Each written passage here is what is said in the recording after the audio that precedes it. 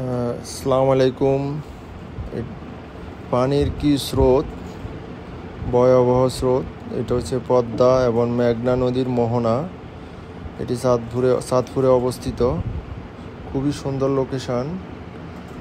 এখানে ছোট্ট একটা পার্ক আছে, অনেক সুন্দর পরিবেশ। যারা আসেন না এখানে ঘুরে যেতে পারেন।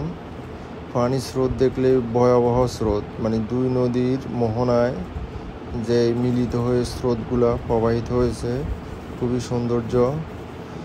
যারা এখানে আসেন নাই আসতে পারেন, খুবই সুন্দর লোকেশনটা। এখানে এই যে অনেক লোক আবার নৌকা করে, এখানে দ্বীপ আছে একটা, ওই দ্বীপেও ঘুরতে যায়। এখান থেকে যাওয়া যায়। পানি খুবই স্রোত, তবে খুবই বিপজ্জনক এলাকায় এই মোহনাটা। এখানে নৌকা বা যে লঞ্চগুলো আছে খুবই রিস্কে পার হয়ে যায়, এই পাশ থেকে ওই পাশে যায়।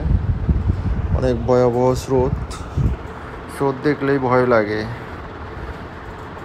এখানে অনেকেই ঘুরতে আসে। আবার এখানে ইলিশ মাছ পাওয়া যায়, চাঁদপুরের অরিজিনাল ইলিশ মাছ পাওয়া যায় এখানে, লোকাল ইলিশ একদম। এখান থেকে ইলিশ বিভিন্ন জায়গায়, বিভিন্ন উপজেলা জেলায়, সব জায়গায় এখান থেকে যায়। অনেক সৌন্দর্যপূর্ণ একটি দ্বীপের মতোই। তিন পাশেই নদী, এক পাশে শুধু রাস্তা আছে, এটি চাঁদপুরেই। এখানে আসার লোকেশন সদরঘাট থেকেও লঞ্চে আসা যায়, আবার বাসে করে ঢাকা থেকে আসা যায় বিভিন্ন লোকেশনে। অনেক সুন্দর এলাকা, চাঁদপুর মোহনা ঘাট বলে এটাকে। পানির যে স্রোত দেখলে অনেক ভয় লাগে। এখানে মানুষ এই স্রোত দেখতে আসে, যে কি ভয়াবহ স্রোত। পদ্মা এবং মেঘনা দুই নদীর মোহনা।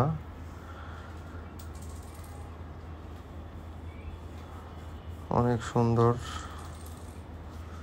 এই যে এটা একটা পার্কের মতো, এই যে ছোট একটা পার্ক। পার্কে অনেকে আসে বিকালবেলা বা সারাদিন আসে, ঘোরাফেরা করে, খাওয়া দাওয়া করে আবার সন্ধ্যার আগে চলে যায়। এই যে পার্কটা, এটাই ছোট পার্ক, অনেক ছোট। এই যে আবার পাশেই অনেকগুলো নৌকা আছে, নৌকা করে মানুষ, দ্বীপ আছে, দ্বীপে যায়। তবে খুবই ভয়াবহ, অনেকে ভয়ে যায় না, অনেক ভয় লাগে, তাই অনেকে এখানে ভয়ে যায় না ওইদিকে।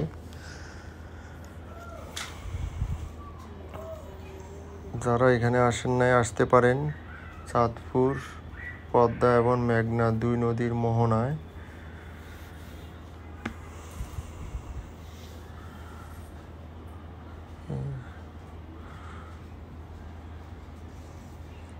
পানির স্রোত, ভয়াবহ স্রোত প্রবাহিত হচ্ছে।